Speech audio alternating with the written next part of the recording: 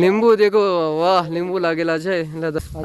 રાકેશભાઈ ના લીંબુ બી એમના ખૂબસૂરત જંગલ દેખાઈ રહ્યું છે અને પૂરું અને ખેતર છે આખું બધું છે. અને hi guys, how are you? Hope you amazing day with smile, because smile is a medicine life. અને આજે આવી ગયું છે ખૂબસૂરત ગામમાં. તમે દેખી શકો છો રીમઝીમ વરસાદ પડી રહ્યો છે અને અહીંયા ખૂબસૂરત તલાવ. તો થોડોક નજારો બતાવો ખૂબસૂરત. ના આવો મારા સાથે. આપણે આવી ગયા છે ગદેરિયા ગામમાં અને આ ભાઈનું શું નામ છે આપનું? પરમાર હિંમતભાઈ. હિંમતભાઈ. તો એમનું અહીંયા ખેતર છે અને ઓર્ગેનિક ખેતીવાડી કરી છે, તો પ્રાકૃતિક ખેતીવાડી છે. તો તમારા બધા ચલો આવો.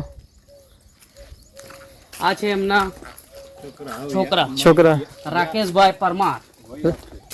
જો આ મહેંદીની ખેતી કરી છે. આ મહેંદી. અચ્છા, મહેંદી. હા, આ મહેંદી છે. જો મહેંદી છે. જો પછી આ ગુલાબ. જો આ બધું પ્રાકૃતિક ખેતી કરેલું છે એમણે. ઓકે. આંબાવાડી. હા, આંબાવાડીની અંદર હળદર બી છે, આદુ બી છે. હળદર ને આદુ બંને છે. ઓકે. આ બિલકુલ પ્રાકૃતિક છે. એમાં કોઈ જાતની પેસ્ટિસાઇડ નથી, કોઈ જાતનું ખાતર નથી, યુરિયા નથી કે ડીએપી નથી.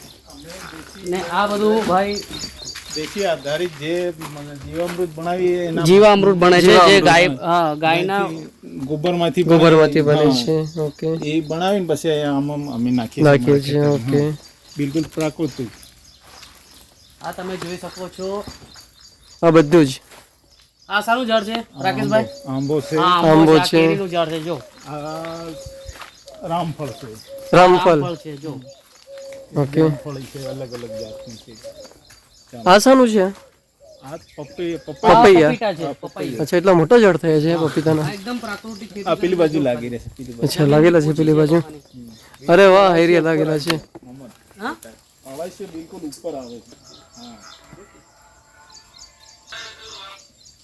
હેલો. અને આ શું છે ભાઈ રાકેશભાઈ? હળદર છે. હળદર છે. અચ્છા, હળદર એટલી મોટી થઈ ગઈ છે, અંડર જમીનમાં નીકળશે ને?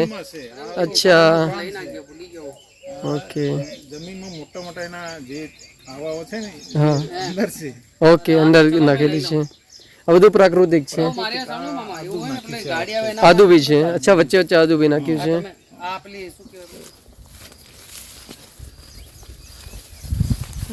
ઓહો, વાહ, શું વાત છે. ચંદન નું બી છે. ઓકે. આ લીંબુ લાગેલા છે. અરે વાહ, અરે લીંબુ દેખો, વાહ લીંબુ લાગેલા છે. દાદુ કઈક તો ફળ દેખવા મળ્યું. અરે વાહ, મસ્ત લાગેલા છે. બધા ઓર્ગેનિક છે, પ્રાકૃતિક. અરે અહીંયા બાજુ બી લીંબુ લાગેલા છે. અરે વાહ, તમે દેખી શકો છો. કેટલા બધા લાગેલા છે ને બધા પ્રાકૃતિક છે. બિલકુલ કોઈ પેસ્ટિસાઇડ નો એક ટીપું બી કઈ પણ નથી. ઓકે. બિલકુલ. આ બધા તમે વેચો છો લીંબુ? હમણાં વેચવા આજ બી માલ ત્યાં તમારા ઘર પાસે ત્યાં વેચવા આવે છે મંદિર પર. ઓકે. કોદરા રોડ પર. પછી આગળ જઈએ. આ ભાઈ બહુ મહેનત કરે છે. અરે તમે દેખશો ભાઈ, આ જંગલમાં આવી ગયા આખું પૂરું. જે મહેનત, ઘણી મહેનતથી ઉગાવ્યું છે. નાના લાગેલા છે જામફળો. બધી જ બાજુ લાગે. લીંબુ જો નેચર વિથ બ્યુટી આને કહેવાય. બરાબર ને રાકેશભાઈ? હા, બિલકુલ ઓકે. હા, તો પછી ટેસ્ટ લેબોરેટરી લઈ જાઓ તમે. મારા લીંબુ લેબોરેટરી લઈ જાઓ. રાકેશભાઈ એક પણ પેસ્ટિસાઇડનો ઉપયોગ નથી કર્યો એમણે. બધું દેશી જ કરે છે. ગેરંટી સાથે.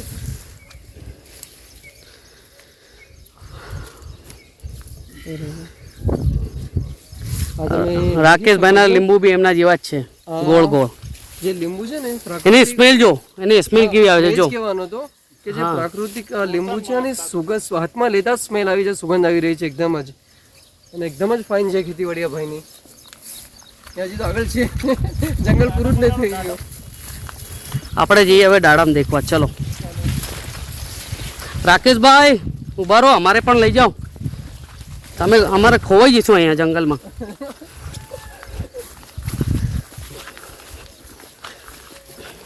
અરે વાહ, દાડમ બી લાગેલા છે. દેખો દાડમની ખેતી જો.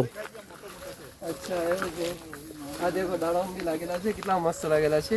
જો ઉપરવાળા એ સરકો બી એક વસ્તુ બીજી છે જે આપણે બજારમાં બલ્કમાં આવે છે એનામાં પેસ્ટિસાઇડનો ઘણો ઉપયોગ થાય છે, પણ જો અગર પ્રાકૃતિક કરો તો આમાં ઘણી વાર લાગે છે, પાકતા ઘણી વાર લાગે છે. આપણે એમ લાગે કે કુદરતી પાકે નહીં યાર, એના ટાઈમ ઉપર થાય. હા આ ટાઈમ જબરદસ્તી પકવેલો. જે વસ્તુ ટાઈમ પર થાય એ વસ્તુ આપણા સેહત માટે સારી. જે તમે ટાઈમ પહેલાં લેવા જાઓ વસ્તુ એ તમારે હાનિકારક શરીર માટે. દવા નાખીને તૈયારી ભાવ માટે એ લોકો પકવતા હોય, બરોબર છે. એ તો પછી દવા તો તેની અસર કરવાની. અને જે રાકેશભાઈ મહેનત કરી છે, એકદમ જ ખૂબસૂરત જંગલ દેખાઈ રહ્યું છે અને પૂરું અને ખેતર છે આખું બધું જ, અને લાગે જંગલમાં ના ફરતો એવું લાગે છે, અને એની મહેનત છે એમની. તમે નેચર સાથે જરા પણ છેડખાણી કરશો એટલે સમજો કે તમારો અહીં અંદર નીચે પથ્થર નુકસાન જ છે, ત્યાં ઝાડો રોપો એક ઇન્સાનનું નુકસાન જ છે એક જાતનું. એટલું પથ્થર તો બી આપણે નથી હારી. જો આ છે હળદર, ખેતી કરી છે. આ છે હળદર. જો એક નાનો ટુકડો નાખીએ છીએ હળદરનો ને એનામાંથી આટલું બને છે. જો 2-3 ઇંચનો. જો નીચે તો ગોચણ. હવે આને પાકતા 6 મહિના જશે, 6 મહિના લાગશે, એટલે એનામાં પેશન્ટ બી જોઈએ. દોરીઓ બી કરેલી છે બધી પ્રાકૃતિક જ. કોઈ જાતની કોઈ દવા કે કોઈ ખાતર નહીં. આજે જે બનાવીએ છે ગોબરથી મતલબ જો આ ભીંડાનું સ્ટાર્ટિંગ.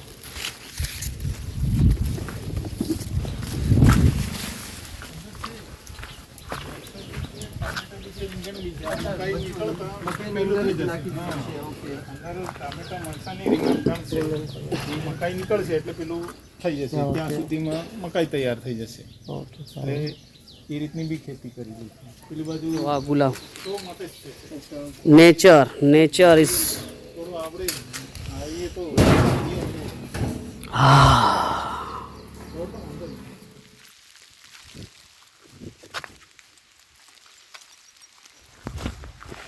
તમે દેખી શકો છો એકદમ જ ખૂબસૂરત તળાવ છે, અને જે વરસાદ પડી રહ્યો છે એનાથી ખૂબસૂરતી 10 ગણી વધી ગઈ છે એની.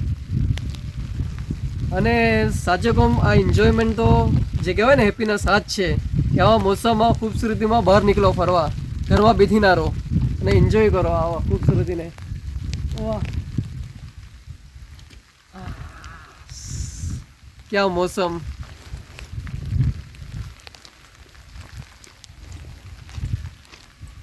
એકદમ દિલને શાંતિ સુકૂન મળી જાય અહીંયા બાજુ આવી જગ્યા પર આવીને. શાંતિ છે એકદમ જ. પક્ષીઓનો અવાજ આવી રહ્યો છે અને રીમઝીમ વરસાદનો અવાજ આવી રહ્યો છે, ને એકદમ જ સવારનો મોર્નિંગનો ખૂબસૂરત નજારો છે.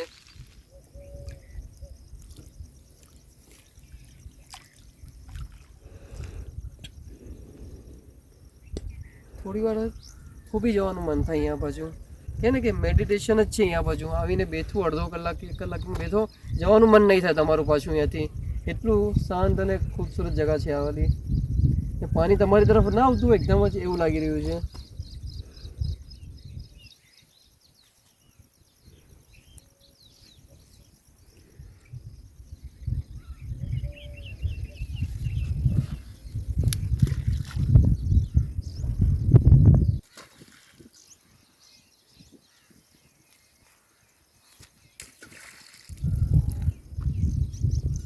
કેવું એક્સપિરિયન્સ છે મૂર્તિદાભાઈ તમારું અમારા ગામમાં?